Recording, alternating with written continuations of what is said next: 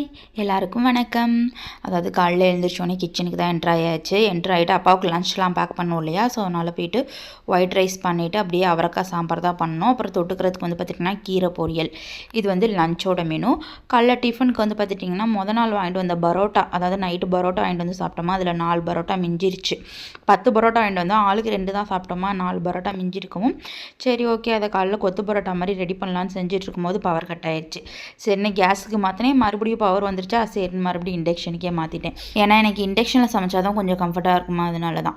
So நான் இன்றைக்கி கொத்து பரோட்டாக்கு என்ன பண்ணேன்னா, கொஞ்சம் ஆயில் விட்டு ஒரு பெரிய சைஸ் பல்லாரி வெங்காயம், ஒரு பெரிய சைஸ் தக்காளியை பொடிசாக கட் பண்ணி எண்ணெயிலே போட்டு வதக்கி விட்டு, அதோட வந்து மசாலா பொடி பார்த்துட்டிங்கன்னா கரம் மசாலா, சிக்கன் மசாலா, மிளகாய்த்தூள், சால்ட்டு எல்லாம் தேவையான அளவுக்கு போட்டு வதக்கி விட்டு, அதோட 4 முட்டை, ஒரு பரோட்டாவுக்கு ஒரு முட்டை அப்படிங்கிற மாதிரி 4 முட்டை எடுத்து உடச்சி ஊற்றி அதையும் நல்லா வதக்கி விட்டு, அதோட இந்த பரோட்டா இருக்கு இல்லையா, அதை குட்டி குட்டியாக கட் பண்ணி அதோட சேர்த்துக்கிட்டேன். போட்டு நல்லா வதக்குனதுக்கப்புறம் அந்த சால்னா கொடுத்துருப்பாங்க இல்லையா, அதையும் சேர்த்து ஒரு 2 கரண்டி ஊற்றி வதக்கி விட்டு கொஞ்சம் ஃபைனலாக கொத்தமல்லி தூவி கிண்டி எடுத்தோம்னா இதோ கொத்து பரோட்டா தயார். கடைசியில் நல்லா இந்த மாதிரி ஊறிடுச்சுன்னா நல்லா உதிரி உதிரியாக இருக்கும்.